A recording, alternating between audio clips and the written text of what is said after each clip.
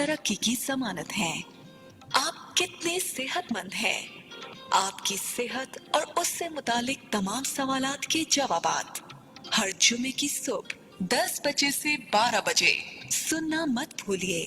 Programme आपकी सेहत सिर्फ हॉट एफएम 105 रेडियो नेटवर्क पर।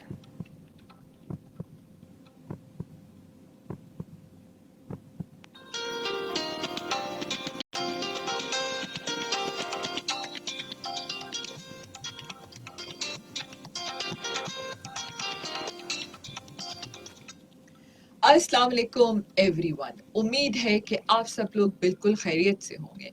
अंबर आपकी होस्ट आपके favourite show health for everyone में, जो आप हर जुम्मे की सुबह 10 बजे से 12 बजे तक सुनते हैं। सामीन, आप बहुत अच्छी तरह जानते हैं कि हम अपने इस शो में मुख्तलिफ डॉक्टर्स को अपने स्टूडियो में मदऊ करते हैं और उनसे आपकी सेहत के मुतालिक मुख्तलिफ सवाल जवाब करते हैं। और अगर आप भी उनसे कोई सवाल करना चाहें आज के शो में, तो हमेशा की तरह आप हमें 11100105 पर कॉल भी कर सकते हैं, फेसबुक पर भी मैसेज भेज सकते हैं। आज का हमारे शो का टॉपिक है कि मॉनसून यानी बारिश के मौसम और गर्मी में होने वाले वो तमाम बीमारियां जो स्पेशली बच्चों के साथ होती हैं, आज हम उनके बारे में डिस्कस करेंगे। और सामीन, आप जानते हैं कि ज़िंदगी में अगर हम बात करें असली चीज़ें, मिलावटशुदा चीज़ें, ये तमाम चीज़ें इंसान के जिस्म पर असरअंदाज करती हैं। इसी तरह बदलते हुए मौसम, जैसे ही मौसम बदलता है आप कहते हैं कि जी खांसी, नज़ला, ज़ुकाम ये सब शुरू हो जाता है। और यकीनन मौसम बदल रहा है, आप सुनते हैं इसका असर है। यकीनन ये तमाम चीज़ें इंसान के इम्यून सिस्टम, जिसे हम मुदाफ़ती निज़ाम कहते हैं, उनसे भी सब जुड़े हुए हैं। और यकीनन ये वायरसेस उसी वक्त आप पर हमला करते हैं जब आपका इम्यून सिस्टम कमज़ोर हो, आपका मुदाफ़ती निज़ाम सही ना हो। तो आज इस पे बात करेंगे अपने बच्चों को कैसे हम मौसम बदलते ही जो मुख्तलिफ वायरसेस हैं उनसे हम बचा सकते हैं। आज हमारे शो में मौजूद हैं doctor Danish Aziz, he is a consultant paediatrician, Aga Khan university hospital. जी अस्सलाम वालेकुम डॉक्टर साहब, welcome to my show health for everyone. Thank you very much, बहुत बहुत शुक्रिया आपको बुलाने का। जी so it will be a good experience इंशाल्लाह। जी बिल्कुल डॉक्टर साहब। डॉक्टर साहब, जैसे आप सुनते हैं कि मौसम जैसे ही बदलता है, चाहे वो गर्मी का मौसम हो चाहे सर्दी का मौसम हो, तो यूजुअली हमारे बच्चे जो सबसे ज़्यादा असरअंदाज होते हैं मौसम के बदलने से। तो बच्चों में यूजुअली अगर हम बात करें तो गर्मियों के दौरान कौन कौन सी ऐसी बीमारी हैं जो ज़्यादा आम हैं? सो जहाँ तक ताल्लुक बच्चों का है, और बड़ों का भी वही हाल है, जो बच्चों का होगा वो भी उसी माहौल में रहते हैं। बारिश और गर्मी, ये 2 चीज़ें ऐसी हैं जो बच्चों के अंदर, स्पेसिफ़िकली जो छोटे बच्चे होते हैं, उनके अंदर मोशन और उल्टी और इस तरह की तमाम बीमारियाँ जो वायरसेस से लग सकती हैं, या बारिश के बाद पानी की ख़राबी की वजह से कुछ बैक्टीरियल इन्फेक्शन बच्चों में आ जाते हैं। तो वो बड़ी एक कॉमन हम सिचुएशन देखते हैं बारिशों के बाद और बारिशों के दौरान। और जिस तरह आहिस्ता-आहिस्ता हम, जिस तरह फ़ास्ट फ़ूड का कल्चर हमारे यहाँ डेवलप हो रहा है, तो उसके बाद फिर हम ये देखते हैं कि बच्चे और बड़ों के अंदर भी ये होता है कि बाहर से खाने की एक्टिविटी बढ़ जाती है। और उन्हीं खानों के अंदर जब हम देखें तो वो मक्खियाँ हैं या जो भी जरासीम उसमें ग्रो करते हैं, और गर्मियों में उनकी जो ज़्यादा तादाद बढ़ जाती है, जिसकी वजह से बच्चे ज़्यादा बीमार पड़ जाते हैं। तो ये बहुत बड़ा इम्पोर्टेंट मौसम है, starting from June till August, कि जहाँ बच्चों को बहुत ज़्यादा एहतियात बताना ज़रूरी है। और स्पेशली माएँ हैं घर में, उनके पेरेंट्स हैं जो घर में ख़्याल रखते हैं, उनको भी शुरू से ही एहतियात करना शुरू कर देनी चाहिए। बिल्कुल डॉक्टर साहब, आप सही कह रहे हैं कि यूजुअली गर्मी जब बहुत ज़्यादा होती है तो माओं को भी थोड़ा होता है कि जी किचन में जाके पकाना पड़ेगा, तो बाज़ार से भी ऑर्डर कर लिया। और फिर जब बच्चे स्कूल से वापसी पर भी घर आ रहे होते हैं तो हर किसी को दिल होता है कि जी बाज़ार से कुछ खा लिया जाए। तो आप यकीनन इस पे कंट्रोल करना बहुत ज़रूरी है। अच्छा डॉक्टर साहब, बच्चों को अमूमन देखा जाता है कि गर्मियों में बच्चों को उल्टी और मोशन लग जाते हैं, ठीक है। इसकी वजह तो आपने खैर बताई कि बाज़ार से खाना और हम ये सब कुछ करते हैं। लेकिन अगर ये सब कुछ हो जाए तो हमें क्या करना चाहिए? कैसे अपने आप को बचाना चाहिए? कब फ़ौरन अस्पताल जाना चाहिए? इस पे थोड़ा-सा प्लीज़ बताइएगा। सही है, बड़ा अच्छा सवाल है आपका। इसमें सबसे पहली बात तो ये है कि मौसम की तब्दीली इटसेल्फ बच्चों में इन्फेक्शंस को बढ़ा देती है। हुँ, ज़रूरी नहीं है कि हम बाहर से खाएँगे तो ही हमें इन्फेक्शन होगा। कुछ इन्फेक्शन आपके हवा में होते हैं, कुछ पानी के अंदर आ जाते हैं, मौसम की तब्दीली की वजह से। सो इन तमाम सिचुएशन में पहली चीज़ जो सबसे अहम है वो ये है कि बच्चों में आम तौर पे वायरल इन्फेक्शंस होते हैं, बैक्टीरियल इन्फेक्शंस नहीं होते, ठीक है। ठीक है? तो पहली एहतियात तो ये है कि फ़ौरन से ही हम अगर एंटीबायोटिक स्टार्ट कर दें या खुद से सेल्फ मेडिकेशन स्टार्ट कर दें, वो हम आइडियली हम मना करते हैं। बिल्कुल। ठीक है, तो पहली स्टेप तो ये होगा कि वाक़ई में अगर उल्टी मोशन की मिकदार कितनी है, कितनी दफ़ा बच्चा उल्टी और मोशन कर रहा है, बच्चा निढाल पड़ रहा है, बच्चे में नमकियात की कमी है या नहीं है, उस पे सारी चीज़ें मुनहसर हैं कि बच्चे को अस्पताल ले जाया जाए या घर में ही उसका इलाज किया जाए। पहला स्टेप तो ये होगा कि इन चीज़ों से कैसे बचा जाए, पहले अगर उसकी हम बात कर लें। तो पहली बात, सबसे अहम बात ये होगी कि बच्चे की हैंड वॉशिंग, कि बच्चा अगर स्कूल से आ रहा है, बाहर खेल कर आ रहा है, अगर वो हैंड वॉश नहीं कर रहा, स्पेशली खाने से पहले या वॉशरूम यूज़ करने के बाद या खेलने के बाद, तो वो टेंडेंसी जो इन्फेक्शन की है वो कई गुना बढ़ जाएगी और बच्चे को हो सकता है इन्फेक्शन जल्दी लग जाए। दूसरी जो अहम बात उसमें ये होगी कि जो भी घर में पकता है वो सेफ़ होता है और जो बाहर से आप मंगाते हैं उसमें कहीं न कहीं हमें शुबा होता है कि खाने में कोई मिलावट हो या अल्लाह ना करे उसमें फूड पॉइज़निंग हो जाए। तो ये चीज़ें अहम होंगी। फिर जहाँ तक ताल्लुक है कि इन्फेक्शन हो गया, अब क्या करें? इन्फेक्शन हो गया तो आप पहले ये देखें कि आपके बच्चे की खाना-पीना कैसा है। अगर वो उल्टी किए जा रहा है, नहीं कुछ उसके पेट में रुक रहा, तो दिस इज़ अ कंडीशन जिस पे हमें उसको अस्पताल लेके जाना ज़रूरी है ताकि वो नमकियात की कमी से डिहाइड्रेट ना हो जाए। अच्छा डॉक्टर साहब, मैं इस पे आपकी बात को काट लूँ कि जैसे आपने कहा कि उल्टियाँ समटाइम्स होता है वाक़ई नहीं रुकती हैं, तो घर में कुछ ऐसी चीज़ की जब तक अस्पताल हम नहीं ले जा रहे तो उस नमकियात को थोड़ा माँ खुद कैसे कंट्रोल करे कि घर में क्या करें? इसमें सबसे अहम एहतियात तो ये है कि बच्चा ओआरएस अगर ले सकता है। प्रॉब्लम सारा ये है कि अगर बच्चा उल्टियाँ किए जा रहा है तो ओआरएस भी काम नहीं करता बिकॉज़ वो सब निकाल देगा। बट अगर मोशन है फॉर एग्ज़ाम्पल और उसको सिर्फ़ उल्टियाँ नहीं लगी, सिर्फ़ लूज़ मोशन हो रहे हैं, उस सूरत में आप नमकियात की कमी आराम से पूरी कर सकते हैं अगर आप उसको ओआरएस देते रहें। ठीक है। अंटिल आप अस्पताल पहुँचेंगे तो वो अस्पताल में डॉक्टर असेस करेगा कि बच्चे में वाक़ई में नमकियात की कमी है या नहीं है। अगर है तो फिर उसी तरीके से वो ओआरएस आपको प्रिस्क्राइब कर देगा, कुछ मेडिकेशन बता देगा दवाइयों के बारे में, या हो सकता है कि वो बच्चा इस काबिल ना हो कि वो मुँह से ले सकें, तो फिर वो बात आती है ड्रिप्स की और इंजेक्शंस की, जहाँ पे हम उसको नमकियात में ड्रिप देते हैं। बट अभी फ़िलहाल जिस तरह की कंडीशन होती है, ज़्यादातर बच्चे घर पे मैनेज हो सकते हैं। थोड़ी एहतियात के साथ अगर आप ओआरएस जल्दी स्टार्ट कर दें और बच्चे की जो है वो एहतियात रखें कि ये चीज़ें डेवलप ही ना हो, तो इससे बचा जा सकता है। बिल्कुल। अच्छा डॉक्टर साहब, हमारे पास एक छोटा-सा टाइम चेक है। सामीन, आपने कहीं नहीं जाना। टाइम चेक के बाद दोबारा इसको कंटिन्यू करेंगे। Stay tuned with us. 10:50 a.m. This time check is brought to you by Glow and Lovely. अब सूरज से डरना नहीं, ग्लो करना है। क्या शॉट है, क्या प्लेयर है, प्रेशर में क्या लाजवाब छक्का रसीद किया है। हाशमी इस्बगोल, फिट रहो, खेलो लंबी innings. An official fitness partner of Karachi Kings. सायों से चेहरे आजाद हो गए। लड़कियां सूरज का सामना करने को तैयार हैं, क्योंकि वो जानती हैं कि अगर जिंदगी में ग्लो करना है तो रोशनी को अपनाना होगा। ये वक्त आसमान में परवाज भरने का है, सूरज से डरने का नहीं। अब वक्त है कॉन्फिडेंस की ग्लो का, इसीलिए फेयर एंड लवली का नया नाम अब है ग्लो एंड लवली। इसके मल्टीविटामिन गहराई में जाएं, दाग धब्बे घटाएं और चेहरे को दें बेहतरीन ग्लो। ग्लो एंड लवली, अब सूरज से डरना नहीं, ग्लो करना है।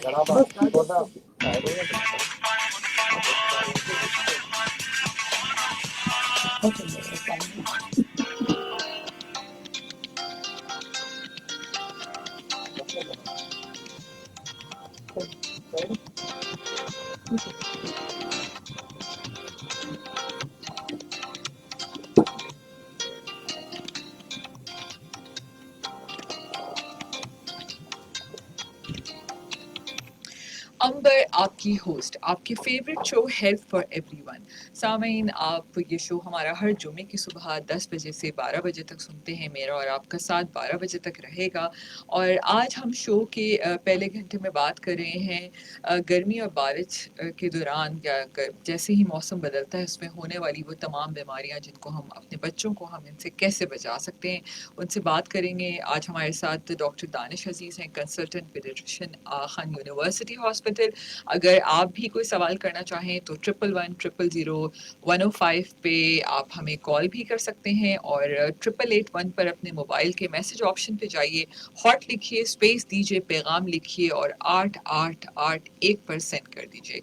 और इसके साथ साथ आप यूट्यूब भी मेरा सब्सक्राइब कर सकते हैं और अपना शो वहाँ भी दे सकते हैं अंबर रज़ाक के नाम से। जी डॉक्टर साहब हम बात कर रहे थे बच्चों में होने वाले बीमारियों के बारे में। जैसे आपने कहा कि उल्टियाँ ज़्यादा हों तो हम ओआरएस घर में देना शुरू कर दें, कंट्रोल बिल्कुल ना रुके तो फिर हमें अस्पताल जाने की ज़रूरत है।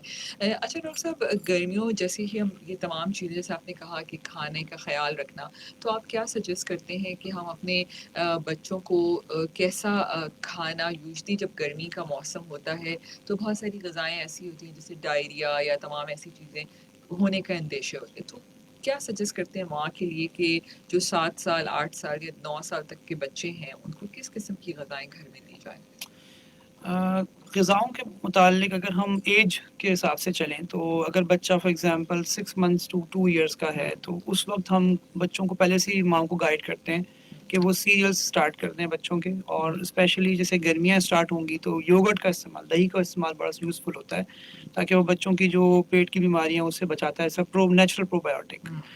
सो मेडिसिन से अच्छा है कि आप नेचुरल चीज़ों पे रहें, तो बिल्कुल। दही का इस्तेमाल अच्छा होगा, फलों में केला है या दूसरे जो फल होते हैं। मेक श्योर कि आजकल जिस तरह की गर्मियाँ हैं उसमें फलों को आप देख लें अच्छी तरीके से कि वो सड़ ना गए हों, उनके अंदर वो गल ना गए हों अंदर से, और उनको अगर आप यूज़ कर रहे हैं तो वो साफ़-सुथरे हों, उनको धो के इस्तेमाल करें जिनको धो के इस्तेमाल करना चाहिए। तो this is very important message कि आपने खाना जो है वो अच्छा रखना है, कंसिस्टेंसी खाने को ऐसा रखें कि बच्चा ईज़िली वो स्वॉलो कर सके। जहाँ तक बड़े बच्चे होंगे, यानी कि वो बच्चे जिनके दाँत आ चुके हैं और अब वो खाना खाने लग गए हैं नॉर्मली जैसे हम लोग खाते हैं बड़ों की तरह, उनको भी हम ये प्रिस्क्राइब करते हैं या बताते हैं मदर्स को कि वो स्टार्ट ऐसा करें कि वो घर में एक ऐसा माहौल दें जहाँ पे बच्चे को बाहर से खाने की आदत ना लग जाए। बिल्कुल। तो उसमें नाश्ता जो है वो बहुत अहम है। यूजुअली बच्चे नाश्ता नहीं करते, एक ट्रेंड सेट होता है, स्पेशली जो स्कूल गोइंग किड्स होते हैं, वो सुबह उठते हैं, दूध का एक गिलास पिया या वो भी नहीं पिया, बस घर से निकले और वैन में बैठे या फ़ौरन स्कूल चले गए। सो ये जो टेंडेंसी होती है बच्चों में, ये उनके जाके पेट में एक तरह से पेट में दर्द उनसे स्टार्ट होता है, गैस्ट्राइटिस जिसे हम कहते हैं, और इवेंचुअली बच्चा कम खाता है, कैलोरीज लॉस होते हैं, तो स्कूल में भी कंसंट्रेट नहीं कर पाता। तो नाश्ता इज़ वेरी इंपॉर्टेंट। उसके अंदर आप एग भी रख सकते हैं, बटर है, नॉर्मल जो आप लोग खा रहे हैं सीरियल्स के अंदर वो भी ले सकते हैं, but skipping breakfast is not advisable. इसी तरह फिर जब स्कूल का आप लंच देते हैं वो भी आप, हम ज़्यादातर हमने देखा है कि पेरेंट्स बच्चों को ईज़ी वे आउट में बिस्किट पकड़ा देते हैं या चिप्स डाल जूस दे दिए। देते हैं, चिप्स डाल देते हैं, वो भी इतना अच्छी नहीं है। कभी-कभार बच्चों ने कोई एन्जॉयमेंट करनी है, महीने में 1 टाइम आप कर दें, बट रेगुलर डाइट के अंदर आप घर से बना हुआ कोई भी स्नैक जिसके अंदर मीट कंटेंट भी हो, वेजिटेबल्स भी हों, फ्रूट्स भी हों, तो एक बैलेंस डाइट का कॉन्सेप्ट शुरू से आपको बच्चों को देना चाहिए। और मैं स्कूल्स को भी ये रिकमेंड करूँगा कि स्कूल में जो भी टीचर्स हैं या जो भी स्टाफ जो इन चीज़ों को देखता है, वो भी मेक श्योर करें कि जो खाना घर से वो लेके आ रहे हैं उस पे आप अपनी नज़र रखें और उनको बताएँ और अच्छी सी गाइडेंस दें। बिल्कुल, बिल्कुल, आप बिल्कुल ठीक कह रहे हैं। आई थिंक स्कूल बहुत अच्छा रोल प्ले कर बिल्कुल। सकता है इसमें।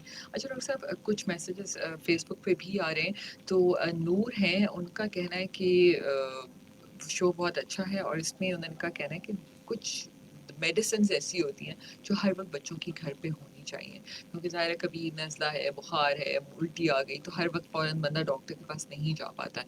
तो खैर मैं दवाइयों के नाम नहीं लेना चाहती, लेकिन आप अगर मुझे कुछ ऐसी बेसिक चीज़ें रिकमेंड कर दें इन माँओं के लिए, स्पेशली कि रात का वक़्त है, तबीयत ख़राब हो गई एकदम, तो कौन-सी दवाई जो बेसिक चीज़ें मौसम बदलते जिसकी ज़रूरत पड़ सकती है वो हमारे घर में होनी चाहिए? इसमें सबसे अहम चीज़ ये है कि सेल्फ मेडिकेशन को अवॉइड करना चाहिए। पहली बात तो ये जी। सबसे अहम है। जी। अगर हम सेल्फ मेडिकेशन स्टार्ट कर देंगे तो हो सकता है वो डायरिया या मोशन बढ़ जाए।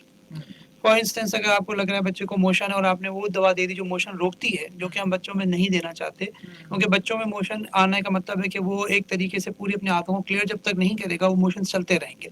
तो बच्चों में एंटीडायरियल ड्रग्स का कोई कॉन्सेप्ट नहीं है, हम उनको प्रोबायोटिक्स ही देते हैं, और जैसे मैंने बात की नेचुरल प्रोबायोटिक दही है, ठीक है? तो पहली कोशिश तो ये होनी चाहिए खुराक से ही बच्चों को मोशन को या उल्टी को हम कवर करें। अगर उससे ठीक नहीं हो रहा तो आप किसी भी मौलिज से राब्ता करें। वजह उसकी ये कि अगर हम दवा का नाम लेंगे इधर और वो दवा बच्चे में रिएक्शन कर जाए या वो दवा बच्चों को सूट ना करें, तो वो सम टाइम उससे उसके काउंटर इफ़ेक्ट्स में बच्चे को कभी मोशन बढ़ जाते हैं या अल्लाह ना करे जिस्म में दाने बढ़ जाना या उस ड्रग का रिएक्शन हो जाता है। तो हम ये चाहेंगे कि हम इस फोरम पे ये बात ना करें, रादर हम ये बता दें कि हाँ, अगर हल्का-फुल्का बुखार है तो पैरासिटामोल जो हर घर में होती है, तो वो आप यूज़ कर सकते हैं। मगर उल्टी मोशन की दवाओं का वाज़े जब तक हमें ना हो सिम्पटम्स के बारे में, क्योंकि हर किस्म के सिम्पटम, फॉर एग्ज़ाम्पल अगर मैं ये बात करूँ कि बच्चे को मोशन थे और मोशन के साथ उसमें ब्लड भी आ रहा है, तो इसकी नौइयत डिफरेंट होगी। ये इन्फेक्शन है जिसमें एंटीबायोटिक भी जाएँगी। लाइकवाइज एक सिंपल मोशंस हैं कि बच्चा दिन में पहले 2 दफ़ा करता था, अब 6 दफ़ा कर रहा है और हो सकता है उसमें डॉक्टर भी दवा ना दें। सिर्फ़ आपको कहें कि ओआरएस पिलाओ या सिंपल उसकी डाइट चेंज कर दो, बच्चा खुद ही सही हो जाएगा। या एक ऐसा डायरिया जिसके अंदर बच्चे का डायरिया रुक ही नहीं रहा और जिस लाइक के हम कहें कि जिसे हम राइस वाटर स्टूल कहते हैं, कॉलरा की बीमारी, तो वो तो बिल्कुल एक डिफरेंट पैटर्न होता है। तो इसीलिए दवाओं का बताना मुनासिब नहीं होगा। हाँ, एहतियात आप सबसे इम्पोर्टेंट है कि एहतियात अच्छी रखें। बिल्कुल। जैसे मैंने बताया कि सफाई का साफ-सुथरा ख्याल खाना, ये भी होता है कि फ्रीज़ करते हैं खाना, ये भी कॉन्सेप्ट है गर्मियों में और बिजली जाती है, फ्रिज बंद हो जाते हैं, तो सम टाइम ये भी एक कॉन्सेप्ट है कि उसको खाना सड़ जाता है, ख़राब हो जाता है और उसको हम रीहीटेड खाने को हम दोबारा बच्चों को देते हैं, तो बच्चे बीमार पड़ जाते हैं। तो इन चीज़ों का भी ख्याल रखना होगा। बिल्कुल। एक और सवाल है, आफ्ताब मलिक हैं, वो कहते हैं कि जी बारिश शुरू होते ही बच्चे नहाने के लिए चले जाते हैं और सुना है कि मानसून की जो पहली बारिश होती है उसे अवॉइड करना चाहिए, उसमें कोई प्रिकॉशंस बच्चों के लिए लेनी चाहिए। ये एक जनरल मिथ है कि जी। पहली बारिश में मत नहाओ। हाँ, कुछ मिथ्स भी लोग उसको फॉलो करते हैं। सो आई डोंट नो इसमें कितनी सदाकत है और उसके अंदर लिटरेचर क्या कहता है, मैंने कभी इस पर सर्च नहीं किया, बट ठीक इन है। ऑल द वेज बारिश में नहाना I think it's a good activity बच्चों हाँ, के लिए। सही बात। बट इसके साथ ये देखें कि वो नहा रहे हैं मगर जहाँ पानी खड़ा हो रहा है उसमें अगर फॉर एग्जाम्पल छत है या कोई जगह है तो वहाँ पे जो मट्टी थी, जो चीज़ें वहाँ पे गलाजत थी, वो भी उसमें पानी में मिक्स हो जाती है और बच्चा उसको मुंह में भी ले रहा है, बिल्कुल। एक दूसरे पे पानी उड़ाया जा रहा है तो वो नाक में भी जा रहा है, मुंह में भी जा रहा है। It's a really enjoyment, but and at the end of the day अगर खुदा ना खासा वही चीज़ वो पी लेते हैं या नाक में चला गया फिर या वो जिल्द पे लगा रहा और वहाँ पे केमिकल था कोई छत के ऊपर या कोई ऐसी चीज़ थी, तो उनकी स्किन से जो है ना वो फिर इरप्शंस और दाने और इस तरह की चीज़ें आ जाना स्टार्ट हो जाती हैं। बिल्कुल। तो उसका यही एहतियात है कि अगर वो सब सर्कमस्टांसेस अच्छे हैं, साफ सुथरे हैं, तो नहाने में कोई हर्ज नहीं है। हम बच्चों को इतना मना नहीं कर मना सकते। ना करें, ठीक है। एक कॉल ले लेते हैं। जी अस्सलाम वालेकुम, कौन है हमारे साथ कॉल पे? वालेकुम सलाम, जुबैदा अदीब नॉट नाज़िमाबाद। जी जुबैदा। जी, प्रोग्राम बहुत अच्छा है। अस्सलाम वालेकुम डॉक्टर साहब। वालेकुम सलाम। आपका नाम? डॉक्टर दानिश। डॉक्टर दानिश। अच्छा डॉक्टर साहब, मेरा सवाल अकबर ने वो बात कर ली है कि मानसून के पहले जब स्पेल होता है, गिरता है, तो ये मिथ है, वाकई ये मिथ है कि नहीं ये हो जाएगा। लेकिन अब मेरे यहाँ भी बच्चा है 10 years old। ठीक अब वो है। देखा बारिश का हुआ है ना, तो वो तो इंतजार कर रहा है कि मैं फौरन जो है नहाने के लिए वरांडे में मैं जाऊंगा। तो हम नहीं रोकते। और ये भी आपने बहुत अच्छी बात कही कि दही का इस्तेमाल, यकीन माने इट्स अ मिरेकल, मौजज़ा है दही का इस्तेमाल। इवन ये कोविड जो चल रहा है इसमें भी, क्योंकि इसके जो दही के बैक्टीरिया होते हैं वो हमारे बीमारी के बैक्टीरिया से वाकई लड़ते हैं जरा सी। तो मैं तो इसकी बड़ी तारीफ करूंगी जो आपने योगर्ट का इस्तेमाल किया। मैं घर में दही जमाती हूँ। अच्छा, इसके अलावा डॉक्टर साहब, उमूमन मैं बच्चों को या खुद भी, मैं अपने आप को भी, नींबू और पानी का इस्तेमाल मैंने रखा है। तो ये बहुत अच्छा है। नींबू भी देखिए, अक्सर मैंने बल्कि डॉक्टर्स के मुंह से भी सुना है कि नींबू लेमन इज वेरी गुड, ठीक है। Specially for kidney. ओके। मेरे ख्याल में आप बिल्कुल एग्री करेंगे डॉक्टर जी दानिश। डॉक्टर जी दानिश। बिल्कुल, सब सही कह रही हैं। ये सब चीज़ें जो हैं सिट्रिक अल्लाह की एसिड, जो जी नेमतें हैं। बिल्कुल बिल्कुल, जो हम मेडिसिन में सिट्रिक एसिड देते हैं किडनी की बीमारी से, वो लेमन में बहुत अच्छी क्वांटिटी में होता है, तो बिल्कुल इस्तेमाल कर सकते हैं। और हर चीज़ की बस ये कि ज़्यादती ना हो, एक बैलेंस डाइट हो। दही भी ये नहीं कि सिर्फ दही के ज़्यादा खाने से भी कॉन्स्टिपेशन और बाकी मसले आ जाएंगे, तो it must be a balance between कि आप जो ले रहे हैं उसके अंदर ज़्यादती ना करें। माशाल्लाह बहुत अच्छा आपने बताया है। Thank you so much. Danish के माने अक्लमंद। जी, इसलिए अच्छी बात है। थैंक यू सो सबको मच। बहुत सलाम। जी, अल्लाह हाफ़िज़। बहुत शुक्रिया। जी, थैंक यू सो मच। बहुत ही अच्छी सी एक कॉल थी। और डॉक्टर दानिश, हम और मज़ीद इस पे बात करते हैं। जैसे गर्मियों में यूजुअली एक बहुत मसला आता है, आपको पता है कि बरसात से पहले ह्यूमिडिटी बहुत ज़्यादा हो जाती है, तो ख़ारिश और खसरा, ये तमाम चीज़ें बहुत आम हो जाती हैं। तो इस पे प्लीज़ बताइए कि डॉक्टर से के पास कब जाना चाहिए, कैसे हमें सिम्टम्स इसके क्या होते हैं, इसको बताएं। सो खसरा और जल्द की बीमारियां दो डिफरेंट चीज़ें हैं, बिल्कुल एक अलग अलग चीज़ें हैं। खसरा तो एक इन्फेक्शियस बीमारी है जो कि बच्चों के अंदर मुंतकिल होती है मुंह से या नाक के ज़रिए से, उनके ड्रॉपलेट इन्फेक्शन की वजह से। तो वो मौसमी तौर पे यूजुअली समर्स में और कभी कभी ऑटम और विंटर में आती है, वो सीजनल होता है। ऑल्दो हमारे पास वैक्सीनेशन प्रोग्राम में हम बच्चों को खसरा की इंजेक्शंस भी लगाते हैं, टीके जो होते हैं हिफाजती टीके, मगर उसके बावजूद भी हमारे पास बहुत ज़्यादा खसरा आ रहा है। वजह उसकी ये है कि हम प्रॉपर्ली बच्चों को वैक्सीनेट नहीं कर रहे। तो एक बहुत बड़ा एक चैलेंज है हुकूमत के लिए भी और हम सब के डॉक्टर्स के लिए भी कि ये जो इतना भी हम उसकी कवरेज बढ़ाएंगे, उतनी मीजल्स के एपिसोड्स या एपिडेमिक्स कम हो जाएंगे हमारे हमारे इसके अंदर कराची में या पूरे पाकिस्तान की बात करें तो। सो ओवरऑल ये चीज़ें बड़ी अहम होंगी। दूसरी बात जो अहम है वो ये है बच्चों में कि गर्मी दाने सिर्फ निकलना वो खसरा नहीं है, इसी तरह किसी बुखार के बाद दाने निकल जाना वो भी खसरा नहीं है। हर दाने खसरा नहीं होते। खसरा के लिए ज़रूरी है कि एक एपिसोड हो जिसमें बच्चे को नज़ा ज़ुकाम और खांसी से स्टार्ट हो, फिर बुखार आए और बुखार के साथ दाने बनना स्टार्ट हो जाए जिस्म पे, तो वो एक खसरा की अलामत होती है। अगर बच्चे को सिर्फ बुखार हुआ एक दिन का और हल्के फुल्के दाने निकले और नेक्स्ट डे वो दाने ख़त्म हो गए तो वो खसरा नहीं थी। तो बहुत सारे वायरल इन्फेक्शंस में बच्चों को जिल्द पे दाने निकल जाते हैं। कुछ बच्चों को बुखार भी नहीं आता और दाने निकल जाते हैं, तो वो गर्मी दाने भी हो सकते हैं। स्किन की कोई और बीमारियां हैं जैसे एक्जिमा होता है बच्चों में, जिल्द की खुश्क हो जाना, या कोई पस के दाने बन जाते हैं, पीप वाले दाने, वो भी अगर प्रॉपर हाइजीन मेंटेन ना करें, बच्चे अगर नहा नहीं रहे प्रॉपर, उनके कपड़े चेंज नहीं हो रहे, वो इन जगहों पे खेलते हैं जहाँ पे वो बहुत गंदगी है या वो गलाजत लेकर आते हैं घर से, घर के बाहर से, तो वो भी एक फैक्टर काउंट करता है। तो उसमें एहतियात सबसे अहम है कि डेली बच्चों को नहलाया जाए, उनके कपड़े अच्छे से तब्दील किए जाएँ, उनकी बेड शीट्स को, उनके ज़्यादा टाइम वो अपने कमरों में गुजारते हैं या किसी एक एरिया में, उनको भी चेंज किया जाए।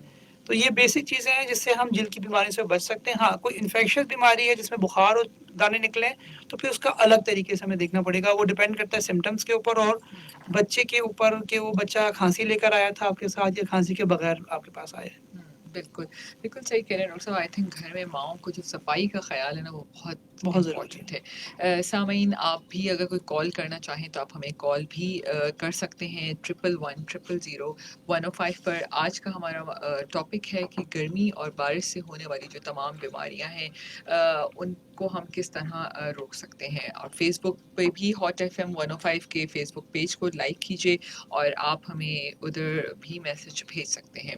हमारे पास एक छोटा सा डॉक्टर साहब एक टाइम चेक है, टाइम चेक के बाद वापस आते हैं। सामीन आज हम हमारे साथ डॉक्टर दानिश अजीज़ मौजूद हैं, इज़ अ कंसल्टेंट पीडियाट्रिशियन। एक कॉल जल्दी से लेके फिर टाइम चेक ले लेते हैं। जी अस्सलाम वालेकुम, कौन है हमारे साथ कॉल पे? अस्सलाम वालेकुम सर, फिरोजी खान मैं बात कर रहा हूँ जी। ये जो बच्चों वाला प्रोग्राम निकाला है बहुत अच्छा लगा। हमारा बच्चा इतना जिद्दी है, वो बोलता है हम नहाएगा बरसात के पानी में, ये नहाएगा नहीं नहाए, इसको मना करूँ नहीं करूँ? नहीं आप मना ना करें, बस जब वो नहा के घर आ जाए ना तो फिर क्या करें डॉक्टर साहब? सबसे इम्पोर्टेंट चीज़ तो ये है कि नहा किधर रहा है। अगर वो ऐसी सड़क है या ऐसी जगह है जहाँ पे गंदगी थी ऑलरेडी और पानी खड़ा हो गया उसमें नहा रहा है तो वो हम एडवाइस नहीं करेंगे। बारिश में अच्छा नहाना डॉक्टर साहब टाइम चेक है, टाइम चेक के बाद इनका जवाब देते हैं, ठीक है जी। लिसनर्स आप कहीं नहीं जाइए, इधर ही रहना है आपने, और छोटा सा टाइम चेक है फिर वापस आते हैं। 10:30 a.m. This time check is brought to you by total रुपया खरीद कर माई मोबाइल टॉप अप और बजरिया कुरानदाजी मोटरसाइकिल या ट्रैक्टर जीतने का मौका। क्या शॉट है, क्या प्लेयर है, प्रेशर में क्या लाजवाब छक्का रिसीव किया है। हाशमी इस्पगोल, फिट रहो, खेलो लंबी innings. An official fitness partner of Karachi Kings. Ideas की ग्रेट समर सेल पर अब एंजॉय करें अर्थ शैटरिंग डिस्काउंट्स, 70% तक off on all your favourite items. जल्दी करें, शॉप ऑनलाइन एट gulahmedshop.com और in stores at Gul Ahmed and Ideas।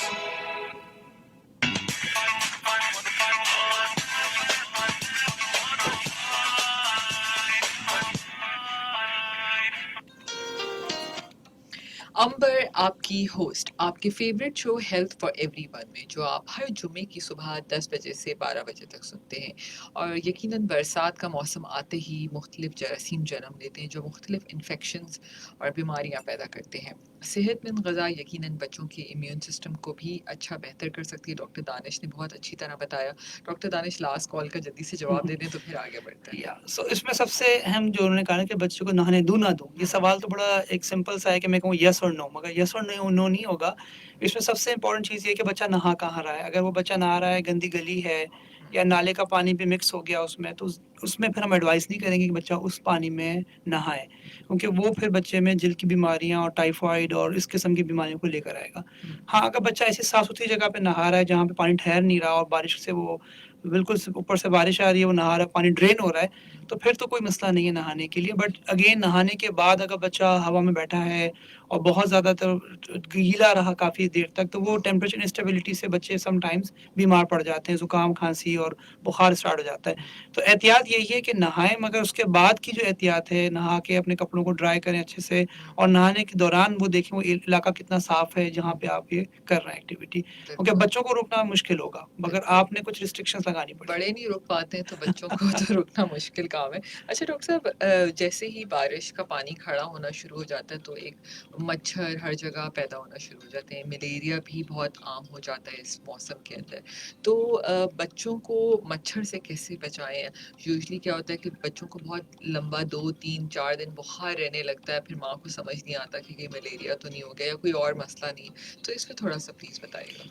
बिल्कुल। सो मच्छरों के लिए तो सबसे इम्पोर्टेंट यही है कि पहली मच्छर से अच्छा, बचा जाए। डेंगू भी इसी मौसम में आता है? बिल्कुल, बिल्कुल। मच्छर जब होंगे तो डेंगू, मलेरिया दोनों आ सकते हैं, और हम वैसे ही पाकिस्तान में डेंगू, मलेरिया बहुत देखते हैं, आम दिनों में भी, अगर मच्छर मतलब बारिश ना भी हो तब भी। मगर बारिशों से ये होता है जब पानी खड़ा होगा तो उसमें मच्छरों की अफ़ज़ाइश होगी और मच्छर बढ़ेंगे और फिर और मलेरिया के चांसेस बढ़ जाते हैं। मगर इन ऑल द वेज़ पहली एहतियात तो ये होगी कि मच्छरों से बचा जाए, तो प्रॉपर रेपेलेंट्स को यूज़ कर सकते हैं, मगर छोटे बच्चों में हम एडवाइस नहीं करेंगे कि वो कोई जिस्म पे ऐसी चीज़ लगाएं जिससे वो रेपेलेंट्स हों। हम बच्चों को मच्छरदानी में, नेट की जालियों के अंदर, उस तरह की चीज़ों में सुलाएं ताकि वो बीमार ना पड़े और मच्छरों से एक्सपोज ना हो। घर की खिड़कियों का एहतियात करें, जालियों को आपने अच्छे से मेंटेन करना है, दरवाज़ों के साथ अगर कोई ऐसी जगह है जहाँ से मच्छर आ सकते हैं तो उनकी एहतियात अच्छी रखें कि मच्छर एंटर ना हो। बहुत ज़्यादा स्प्रे ना करें, उससे भी नुकसान हमने देखा है कि बच्चे स्प्रे करके आते हैं, पॉइजनिंग के साथ आ रहे होते हैं, या अल्लाह ना करे उसकी वजह से कोई एलर्जीज सांस की हो बीमारी, जाती एलर्जीज हो जाती हैं, तो उनकी एहतियात भी ज़रूरी है। तो उसमें बैलेंस रखें कि मच्छर से बचना तो है मगर बहुत एहतियात से कभी नुकसान भी होता है। दूसरी बात ये है कि अगर बच्चे को बुखार आ रहा है और वो बुखार आपको समझ में नहीं आ रहा, ना नज़ला है ना ज़ुकाम है, बस हर दिन बच्चे को एक पर्टिकुलर टाइमिंग के साथ बुखार आता है और वो स्पाइक करता है, जैसे 102 103 तक चला जाता है, और फिर वो जैसे ही पैरासिटामोल कोई दवा दी जाए तो ठीक हो जाए, फिर दोबारा बुखार आ जाए और वो रेगुलर बेसिस पे 3 से 4 दिन आ रहा हूँ, तो फिर हमें टाइफाइड और मलेरिया और डेंगू सब सोचना चाहिए, और उस पे आप फिर कुछ टेस्ट हम रन करते हैं अस्पताल में, ताकि देख सकें कि ऐसी बीमारी तो नहीं है कि जिसका इलाज फिर हमें दवाओं से या एंटीबायोटिक से या एंटी मलेरिया मेडिकेशन से करना चाहिए।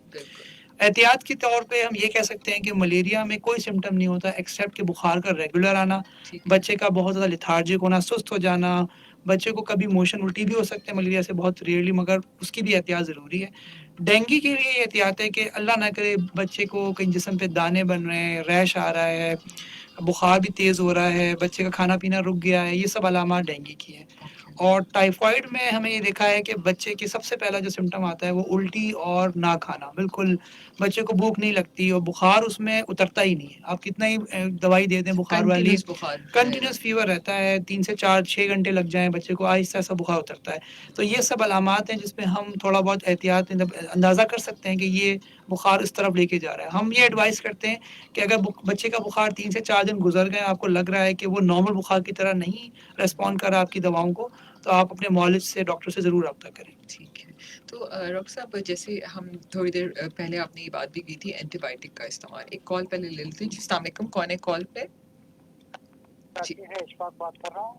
कैसे आप खैरियत से? जी मैं ठीक हूँ जी अशफाक साहब। माशाल्लाह आपका प्रोग्राम बहुत अच्छा जा रहा है। एक आपका प्रोग्राम और एक शाह साहब के प्रोग्राम की हम बड़ी इंतजार करते हैं। बहुत शुक्रिया। तो वैसे आज डॉक्टर साहब के प्रोग्राम तो बच्चों का मुतालिक है, उससे मुझे मेरा सवाल था कि एक आम सेहतमंद आदमी का जो है ना कितना दिन के अंदर रोजाना शुगर और कितना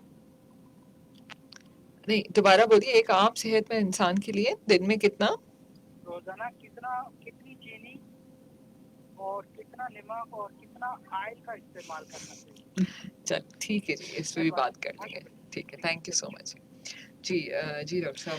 सो ये क्वेश्चन जो है ना वो आई थिंक न्यूट्रिशनिस्ट हमारे अच्छे बताएंगे, या अगर हम उसमें कहें कि जो डायबिटीज़ को देखते हैं शुगर के हवाले से, वो ज़्यादा आपको अच्छा गाइड करेंगे। मगर नेचुरली हम यही कहते हैं कि नमक का, शुगर का इस्तेमाल एक आम आदमी या हेल्दी इंसान के लिए बहुत ही कम होना चाहिए, ताकि वो जाके, क्योंकि स्पेशली अगर एक बंदा 30+ क्रॉस कर चुका है या 40 प्लस हो गए हैं, तो उनके अंदर ऑटोमेटिकली कुछ सिस्टम ऐसा हो जाता है कि शुगर कम ही लें तो अच्छा है, ताकि डायबिटीज़ के चांस कम से कम हो।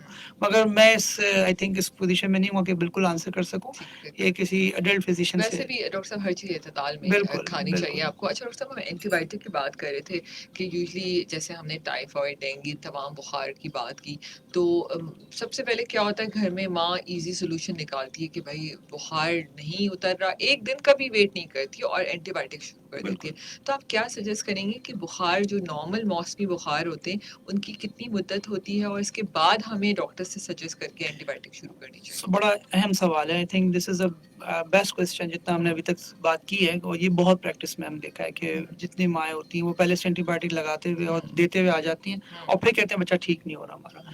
सो एंटीबायोटिक जो है ना, वो आम तौर पे अगर हम देखें दुनिया के लिटरेचर में, तो बहुत ही एहतियात से इस्तेमाल होनी चाहिए, क्योंकि आजकल जो नई चीज़ हमें नज़र आ रही है वो कि हमारे जरासीम सख्त होते जा रहे हैं, जिसे हम कहते हैं रेजिस्टेंस आ रही है। तो दैट एंटीबायोटिक रेजिस्टेंस की वजह से बच्चे और ज़्यादा नुकसान में होते हैं या बड़े भी नुकसान में होते हैं, कि वो बीमारियां जो आम एंटीबायोटिक से पहले ठीक हो जाती थी अब वो नहीं हो पाती और एंटीबायोटिक से हमारे पास ख़त्म हो जाएंगी कुछ वक्त आके। तो इसलिए सबसे अहम चीज़ जिस्म पे ये असर नहीं जिसम पे असर नहीं करेंगी, क्योंकि वो बैक्टीरिया भी जिस तरह हम एंटीबायोटिक का बिल्कुल बेदरे इस्तेमाल करें बगैर किसी उसके ज़रूरत के, तो बच्चे आहिस्ता आहिस्ता उनके जरासीम होते हैं वो सख्त हो जाते हैं और वो फिर आम एंटीबायोटिक पे काम नहीं करते। तो पहली बात ये है कि एंटीबायोटिक सेल्फ मेडिकेशन ना करें, ये सबसे अहम मैसेज है। और एक चीज़ और भी देखी गई कि फिजिशियंस जो कि जनरल फिजिशियंस होते हैं, जो अपने क्लिनिक्स में अपने बच्चों को देख रहे होते हैं, बड़ों को देख रहे होते हैं, वो भी पहली गो में एंटीबायोटिक दे देते हैं। और वो एंटीबायोटिक जो कि थर्ड जनरेशन की हम बात करेंगे, वो बिल्कुल पानी की तरह अप्लाई जा रही होती है। वो तो हम अपने ग्रोसरी में एक स्टॉक एंटीबायोटिक का खरीद के ले आते हैं। बिल्कुल। बहुत सारे लोगों को मैंने देखा है ऐसा बिल्कुल बिल्कुल। So this is not advisable. उससे क्या हुआ है कि अब हम जो टाइफाइड देख रहे हैं वो शायद ही किसी दुनिया के हिस्से में मौजूद हो, जिसे हम XDR कहते हैं कि मल्टी ड्रग रेजिस्टेंट और एक्सट्रीम मल्टी ड्रग रेजिस्टेंस की बात हो रही है, कि वो हमारे पास पाकिस्तान में स्पेशली कराची और हैदराबाद में तो बहुत देखा गया है। तो एंटीबायोटिक स्टार्ट करने से पहले अपने डॉक्टर से बिल्कुल मशवरा करना चाहिए, और अगर आपको लगता है कि आपका डॉक्टर फौरन एंटीबायोटिक लिख रहा है और बच्चा बगैर एंटीबायोटिक के भी 1-2 दिन में खुद ही सही हो गया, तो एंटीबायोटिक का कमाल नहीं था, वो बच्चा नेचुरली इसको ठीक होना था, वो वायरल इन्फेक्शन था। तो मैंने जैसे पहले बात की थी कि बच्चों में ज़्यादातर इन्फेक्शन वायरल होते हैं, तो एंटीबायोटिक का इस्तेमाल तब देखें जब आपका बच्चे का बुखार नहीं उतर रहा, 2-3 दिन गुजर गए हैं और आपको लग रहा है कि बच्चे को एक पर्टिकुलर सिम्टम की बीमारी है। जैसे मैं बात करूं कि नज़ा ज़ुकाम है, खांसी है, आपको लग रहा है निमोनिया की तरफ है या गले का इन्फेक्शन है, तो उसकी एक अलग एंटीबायोटिक है, ठीक है। इसी तरह टाइफाइड है, उसकी अलग एंटीबायोटिक है। इसी तरह अगर कोई बीमारी है जिसमें जिसमें फोड़े निकलते हैं, उसकी अलग एंटीबायोटिक है। तो हर बीमारी के हिसाब से एंटीबायोटिक अलग होती है। हम क्या करते हैं, हर बीमारी में तोप चला देते हैं एक ही एंटीबायोटिक जो कि थर्ड जनरेशन होती है, और और उसकी जो वजह आपको से पसंद भी होती है, ये भी होता है हाँ, कि हमारे बिल्कुल। बच्चे को ये सही हजम ये होती है, सूट इसको करती है, गलत सूट करती है। एग्जैक्टली। तो ये बिल्कुल हम एडवाइस नहीं करेंगे कि सेल्फ मेडिकेट करें। हाँ, आपको जहाँ फील हो रहा है कि अब मेरे पास कोई चॉइस नहीं है, एंटीबायोटिक देनी पड़ जाएगी, तो पहले डॉक्टर से रब्ता करें फिर दवा दें। फिर एक कॉल ले लेते हैं। जी अस्सलाम वालेकुम, कौन है हमारे साथ कॉल पे? जी वालेकुम अस्सलाम, कौन बात कर रहे हैं? बोल रहा हूँ। जी जी नईम साहब। यही एंटीबायोटिक के ऊपर सवाल करने का जवाब तो माशाल्लाह डॉक्टर साहब दे रही हैं। ये मैं कहता हूँ बच्ची को लेके जाते हैं डॉक्टर के पास, सबसे पहला चॉइस एंटीबायोटिक का करते हैं। तो इनके डॉक्टरों को आप मशवरा दीजिए ना कि उस बच्चे को आगे उम्र में क्या करना पड़ेगा। तो पैदा होने वाले बच्चे को 6 महीने को एंटीबायोटिक दी जाती है। डॉक्टर साहब जी, लेकिन अक्सर डॉक्टर अपनी जान छुड़ाने के लिए ना एंटीबायोटिक देते हैं। अब उसकी जो आगे की उम्र है, आगे जाके क्या करेगा, जब बचपन से उसको एंटीबायोटिक में आपने डाल दिया, तो आगे जाके तो वो एंटीबायोटिक की असर नहीं करने की। ठीक, बिल्कुल। जी जी, बड़ी मेहरबानी होगी इसकी, जरा डॉक्टर साहब को बता दीजिए जिससे लिख के दे देते हैं कि छोटे से बच्चे एंटीबायोटिक। नहीं, आपका बिल्कुल सही सवाल है, और यही मैंने बात की कि हर फिजिशियन भी हमारे पास पाकिस्तान में अगर हम देखें तो आम प्रैक्टिस यही है कि बच्चे का अगर विजिट हुआ तो बगैर एंटीबायोटिक के वो क्लिनिक से बाहर नहीं जाता। तो हम यही कहेंगे कि बच्चे के सिम्टम्स देखें, बच्चे को आप पहले पूरा मुआयना करें, टाइम दें। बच्चे के सिम्टम्स को अगर आप गौर से सुनेंगे और देखेंगे कि बच्चे की बीमारी हमें वायरल की तरफ ज़्यादा इंडिकेट कर रही है, तो एंटीबायोटिक को आप होल्ड कर जाएं एटलीस्ट फॉर 1 to 2 डेज और देखें कि बच्चे के सिम्टम कैसे, हो सकता है वो सेल्फ रिजॉल्विंग और खुद ही ठीक हो जाएंगे 1-2 दिन में बगैर एंटीबायोटिक के भी।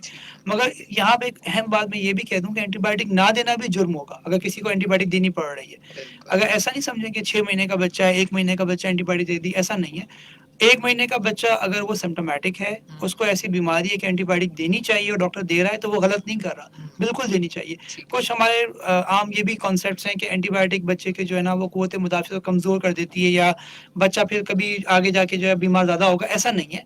जहाँ ज़रूरत है जी बिल्कुल एंटीबायोटिक का इस्तेमाल ज़रूरी होगा। अच्छा डॉक्टर साहब, कुछ सवाल हैं वो भी ऐड करते हैं। एक सवाल है, उनका कहना है कि उनके बच्चे को 2 दिन से बुखार था, ठीक है, बुखार उतर गया लेकिन खांसी बहुत ज़्यादा है जो अभी तक ठीक नहीं हो रही, तो क्या करें?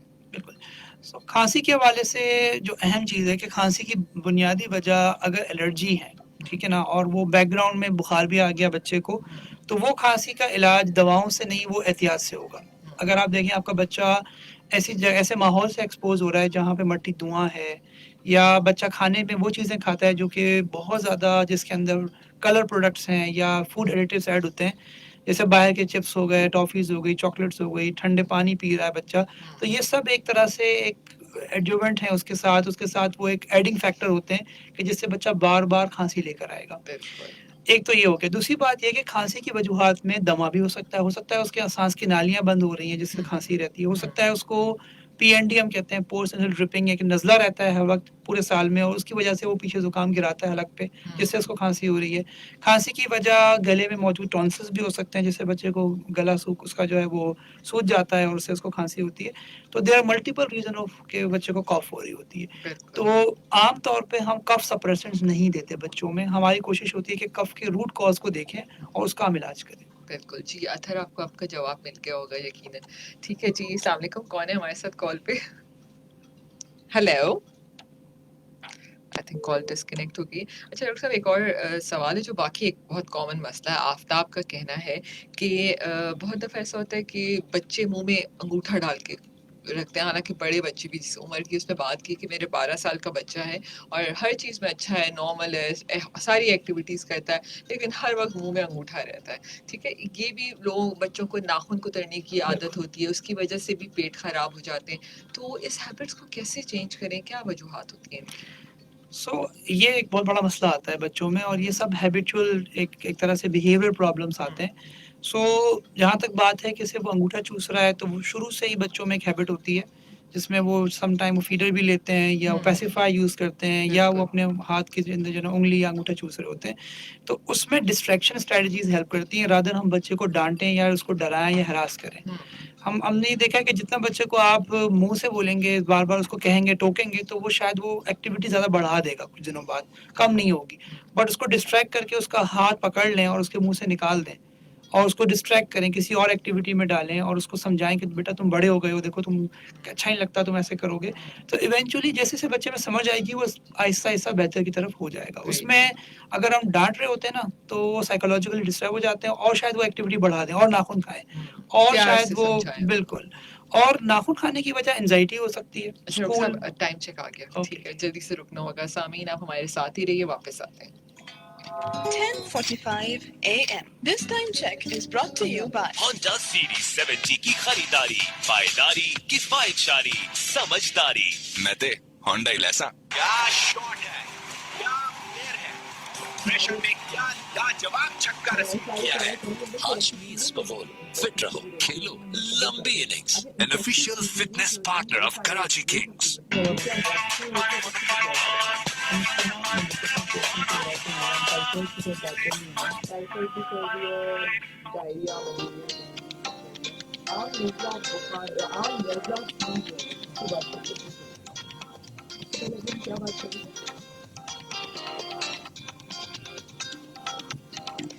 जी, अंबर आपकी होस्ट, आपके favourite show health for everyone में सामीन, आज हमारे साथ डॉक्टर दानिश अजीज़ मौजूद हैं, पीडियाट्रिशियन, कंसल्टेंट पीडियाट्रिशियन, आगा खान यूनिवर्सिटी हॉस्पिटल। आज हम बच्चों में मौसम के बदलने से, मानसून और गर्मी की वजह से जो बीमारियां होती हैं उनके बारे में हमने आज बात की।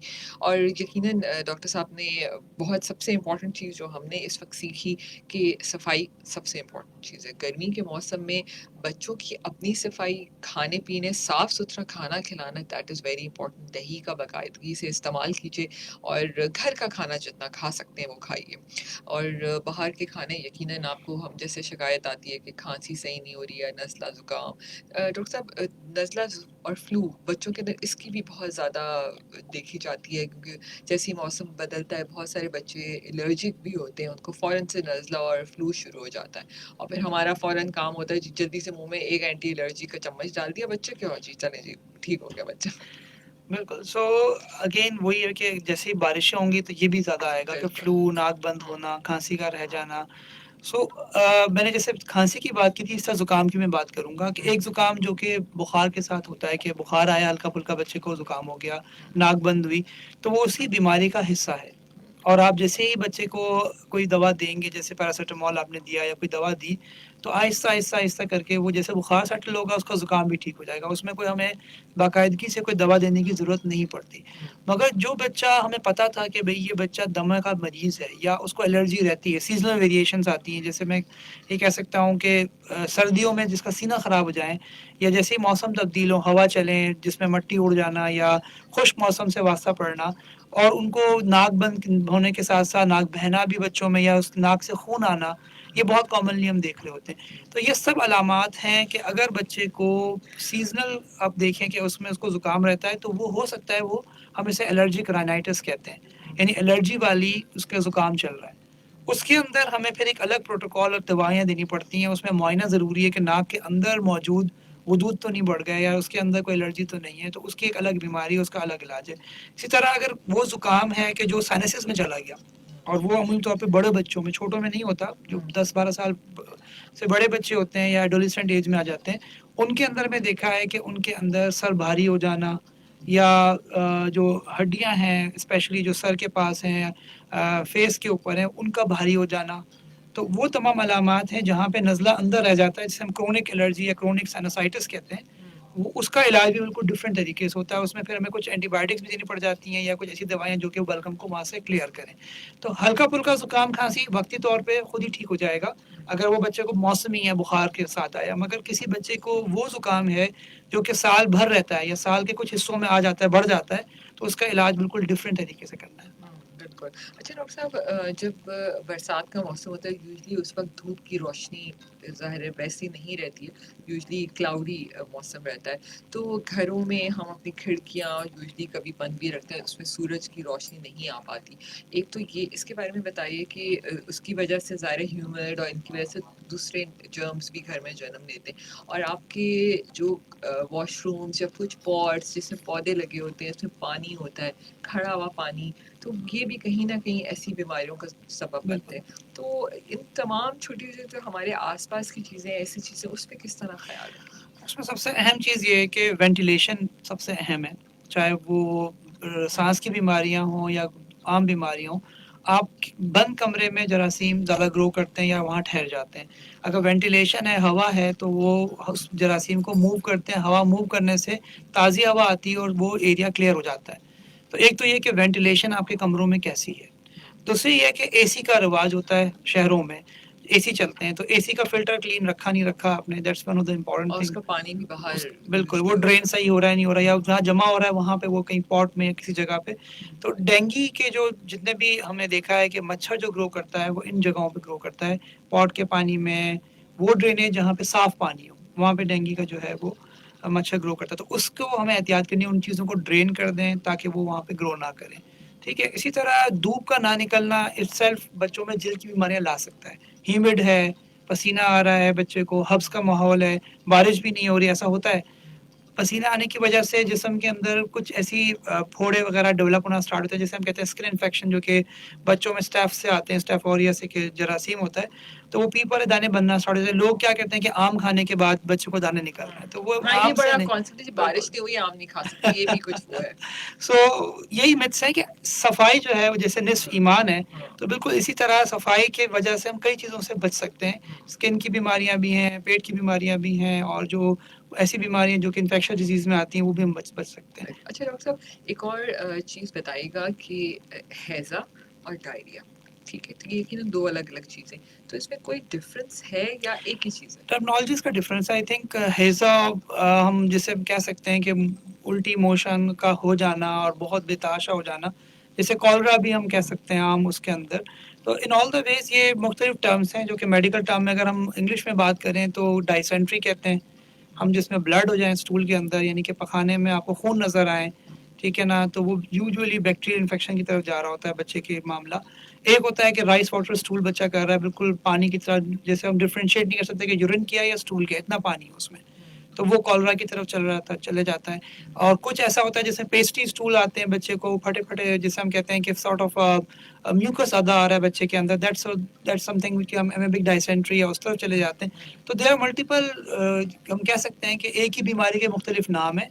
बीमारी होती तकरीबन एक तरीके से प्रेजेंट हो रही होती है, मगर जरासीम मुख्तलिफ होते हैं। बिल्कुल।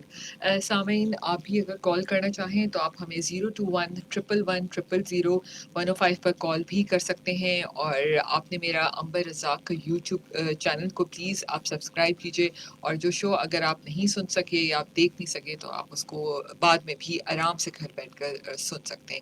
अच्छा डॉक्टर साहब, यूजली एक और मसला भी आता है, एक छोटा सा फेसबुक का सवाल पहले मैं ऐड कर दूं कि जो घर में पालतू जानवर होते हैं उसके बारे में भी बता दें, क्या वो भी कभी कभी बच्चों के लिए प्रॉब्लम बन सकते हैं? पालतू जानवर में सबसे अहम चीज़ ये है कि स्पेशली कैट्स अगर हैं फॉर एग्जांपल, या आमतौर पर हम डॉग्स इतना रखते नहीं, बट डॉग का भी रिवाज बढ़ रहा है शहरों में। दे शुड बी वैक्सीनेटेड, उनके एक प्रोटोकॉल होता है वैक्सीनेशन का उन जानवरों का भी, ताकि वो बच्चों के लिए नुकसानदेह ना हो। रेबीज हो सकता है उनके अंदर अगर बच्चों को काट रहे हैं या पंजा मार रहे हैं, तो एक तो ये एहतियात। दूसरी ये कि उनके फर की वजह से एलर्जीज आती हैं हमारे पास। अगर उनका फर यानी उनकी जो खाल में बाल निकलते हैं, वो जो जानवर है आपके घर में है, आपके सोफों में भी आ रहा है, आपके कारपेट्स पे आ रहा है, आपके घरों के अंदर आपके बिस्तरों पे आ रहा है, तो उसके फर की वजह से एलर्जीज हो जाती हैं, जो कि मुख्तलिफ मैनिफेस्टेशन है, यानी कि कभी बच्चों को उसके जल्द की बीमारियां आती हैं, खांसी रहती है, दमा हो जाता है, या नाक बहना स्टार्ट हो जाता है। तो एहतियात ये है कि जानवरों का इस्तेमाल तभी रखें जब आप एलर्जिक ना हो, नंबर एक, और वो वैक्सीनेटेड हो, ठीक है, और उनके साथ आपका इंटरेक्शन फ्रेंडली हो। बाहर के जो स्ट्रे डॉग्स हैं या उनसे बच्चों को दूर रखें, वो एक ख़तरनाक है उनके लिए। और इवन जो बाहर जैसे मोहल्ले में एक बिल्ली है, वो घूम रही है, इधर उधर जा रही है, उसके काटने से भी या उसके पंजा मारने से भी बच्चों को नुकसान हो सकता है, तो इनके एहतियात बहुत ज़रूरी है। सही। अच्छा डॉक्टर साहब, हमने मानसून से रिलेटेड काफ़ी सवाल तो हमने डिस्कस करी, कुछ और भी बच्चों से रिलेटेड सवाल है कि बच्चों के अंदर यूजुअली मैदे की तेज़ाबियत भी देखी जाती है, तो इस पे कैसे हमें तशखीस कर सकते हैं कि जी ये बच्चे को तेज़ाबियत है? बड़ों में तो पता चल जाता है, वो बता भी देते हैं, लेकिन शायद छोटे बच्चे वैसे नहीं बता पाते। बच्चों में बिल्कुल सही बात है कि बच्चे बता नहीं पा रहे होते। एक चीज़ ये कि अगर बड़े बच्चे हैं तो वो पेट का दर्द की शिकायत बहुत आम तौर पे करेंगे, ठीक है। और वो मैदे की जगह का पेट का दर्द बताएंगे, वो नीचे की जगह ना बताएं। एक तो बच्चों में एक आम एक पेट का दर्द होता है जो यूजुअली वो नाफ की जगह हाथ रख के बताते हैं, वो एक कि जनरल पेट में पेट है। दर्द हो रहा है, हाँ, बिल्कुल। वो एक जनरल पेट का दर्द है, वो मे बी कॉन्स्टिपेशन से आ गया या गैस की वजह से आ गया। बट एक दर्द जो कि पर्टिकुलरली अपर एरिया में पेट की जगह पे वहाँ हो रहा है, बच्चे को खाना पसंद नहीं आ रहा, बच्चा खाने के बाद शिकायत करता है कि जो खा रहा है वो मुंह में आ जाता है वापस, या बच्चा बता रहा है कि उसको उल्टी जैसा फील हो रहा है, मतली फील हो रही है बार बार, तो ये सब अलामात है जिस पे हमें गैस्ट्राइटिस का सोचना चाहिए। तो अगर गैस्ट्राइटिस है किसी बच्चे को तो उसकी एहतियात बहुत अहम है कि अगेन आप खाने पीने की तरफ जाएंगे, बच्चा खाने में एसिडिक फूड तो नहीं ले रहा, जूसेस पी रहा है, कोल्ड ड्रिंक ले रहा है, बाहर की चीज़ें खा रहा है, केचप खा रहे हैं, ये सब चीज़ें जिसमें एसिड होता है, बिल्कुल। तो वो जाके मजीद उस चीज़ को डिटरेट करेगा, ख़राब करेगा। तो खाने पीने की एहतियात सबसे अहम होगी इसमें। और अगर आपको लगता है कि वाकई में मैदे की तजाबियत है तो फिर डॉक्टर से रुजू करके कुछ दवाओं से उसको कंट्रोल किया जा सकता है। कुछ बीमारियाँ ऐसी होती हैं जो कि मैदे की तजाबियत को बढ़ा देती हैं, कुछ जरासीम होते हैं, तो उनका भी फिर तशखीस करना ज़रूरी है। अच्छा डॉक्टर साहब, एक और सवाल है, जैसे आपने कहा ना कि गर्मी की वजह से कुछ बच्चों को स्किन एलर्जीज या दाने फोड़े, तो इसके साथ अगर हम एंटीसेप्टिक सोप्स और इस तरह की कुछ चीज़ इस्तेमाल कर सकते हैं, कभी आप रिकमेंड करेंगे इसमें? एज सच कोई रिकमेंडेशन नहीं है एंटीसेप्टिक सोप की। जो आम सोप है वही यूज़ करना चाहिए। कोई एक पर्टिकुलर ब्रांड या एक पर्टिकुलर हम उसकी बात नहीं करेंगे। हाँ, अगर किसी बच्चे को एक ऐसी बीमारी है जिसमें हम एक ख़ास किस्म की एक बीमारी जिसे मरसा कहते हैं, या हम ये कह सकते हैं कि वो बच्चे को एक जिल्द की बीमारी हुई थी, तो हम फिर कुछ ख़ास एहतियात बताते हैं और कुछ सॉल्यूशंस या लोशंस देते हैं। बच्चे जिससे नहा सकते हैं या जिस्म पे लगा सकते हैं, और उसकी एहतियात अलग है। मगर आम हालत में अगर आम सोप को ठीक से यूज़ किया जाए, कपड़ों को अच्छे से तब्दील किया जाए वक्त तौर पे, और अगर कोई पस वाला दाना है तो वो अगर बच्चे के जिस्म पे लगा हुआ है और कहीं और जाके वो बच्चा हाथ लगा के उसको खारिज कर रहा है और उसके कहीं और उसने हाथ लगाया, तो वहाँ पे वो जा सकता है। इसी तरह वो पस का दाना, उसके जो पस के जो मवाद है वो जिस्म पे लगा हुआ है उसकी शर्ट पे या उसकी पैंट्स पे, तो वो जाके दोबारा कहीं और इन्फेक्ट करेगा। उन कपड़ों को दोबारा गर्म पानी में धो के और अच्छे से उनको साफ रखें।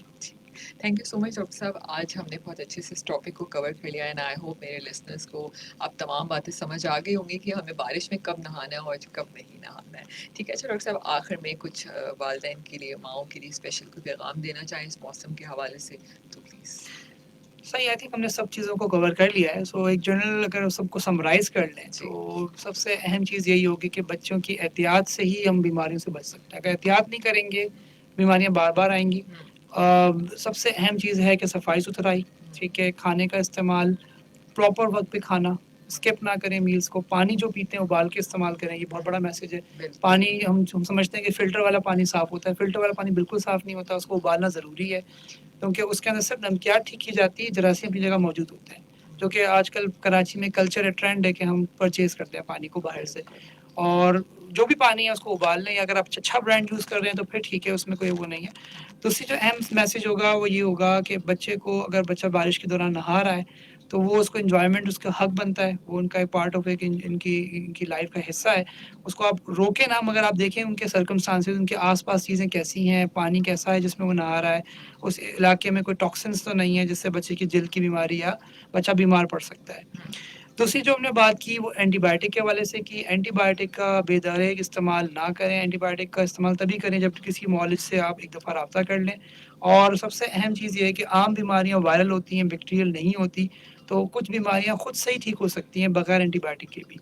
तो ये बहुत ज़रूरी अच्छा है। डॉक्टर साहब, आखिर में चंद मिनट रह गए कि इसमें बच्चों की एडवाइस के लिए कुछ सर्विसेज ऐसी हैं जो फ्री ऑफ कॉस्ट हैं, जिस पे पेरेंट्स कैन जी जी। सो अगर कभी आपको ऐसा लगे कि कोई आपको मुफ्त मशवरा चाहिए, खान की पोर्टल वेबसाइट पे भी, प्लस हम एक टेली क्लिनिक भी कर रहे होते हैं, तो वहाँ पे आप वो नंबर के ज़रिए आप रब्ता कर सकते हैं। वहाँ पे मौजूद डॉक्टर जो भी है वो आपको एडवाइस कर सकता है। पेरेंट्स के लिए? बिल्कुल, पेरेंट्स के लिए है, तो वो they can utilise those services. ठीक है, thank you so much doctor साहब। आखिर में रेडियो की अफादियत पे क्या कहना चाहेंगे? कैसा लगा आपको शो पे आके? I think it's a wonderful experience. और हम समझते थे कि रेडियो अभी इतना इफेक्टिव नहीं रहा, मगर कॉल्स भी आ रही हैं, फेसबुक पे भी लोग देख रहे हैं, तो अगेन मीडिया जिससे आप चाहें इस्तेमाल करें, और हमारा पैगाम जहाँ तक पहुँचे लोगों तक, ये बहुत अच्छा एक इकदाम है, जिससे लोगों की आगाही होगी और लोग फिर समझेंगे बीमारी के हवाले से, और वो जो मिथ्स हैं लोगों के दरमियान वो दूर होंगे। बिल्कुल, thank you so much doctor साहब। कॉल्स अभी भी आ रही हैं, लेकिन इस पहले घंटे का हमारा वक्त ख़त्म हो चुका है। अगले घंटे में डिफरेंट टॉपिक पे बात करेंगे।